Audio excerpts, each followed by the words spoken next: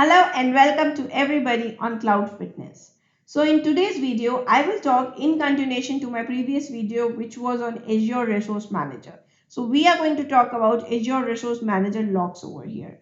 So as I described previously in my previous video just before this one, that whenever you create resource, what happens whenever you create a resource group or you create a resource, right, you can delete it. I actually went ahead and I showed you how you can delete a resource group, right? So I'll quickly go to the portal and show you how you can delete a resource group first.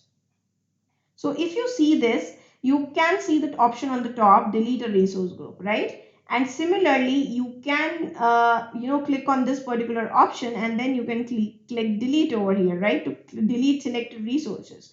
Now, there is a mechanism of resource locks to make sure that such accidental delete doesn't happen from anyone, right? Now, in that case, comes the concept of your Azure Resource Manager. So let's say, someone accidentally deleted a resource in Azure, or someone accidentally deleted the resource group itself, right?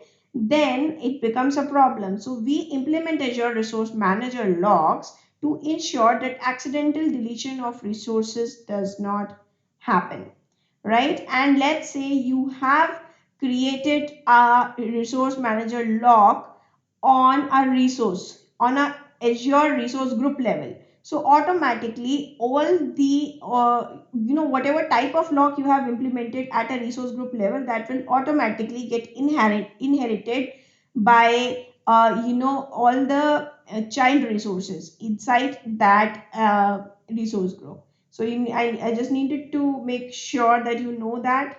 And apart from that, there are actually two types of locks. One is read only lock and one is delete lock. So when I talk about read only lock, it basically prevents making any changes to the resource. So basically when I say you have read only lock enabled, it means that you can only read from that particular resource or a resource group, right? You cannot write, you cannot delete it.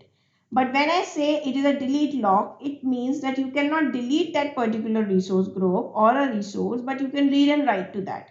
So, and in this particular image, you can actually see that this is a resource group network RG, right? And there is an option of locks over here. The moment you click on this option, lock, you can click on the add button over here, and then you can provide any name to your lock, and then you can select the lock type, and then you can click on OK. As simple. So it is very simple. You can go ahead and try and see how lock actually happens, right? You can go to your portal and you can try to create a lock. So this is pretty much that I wanted to explain in this video. Do remember to like, share and subscribe, and do let me know in the comment section if you have any questions. Thank you so much for being till here.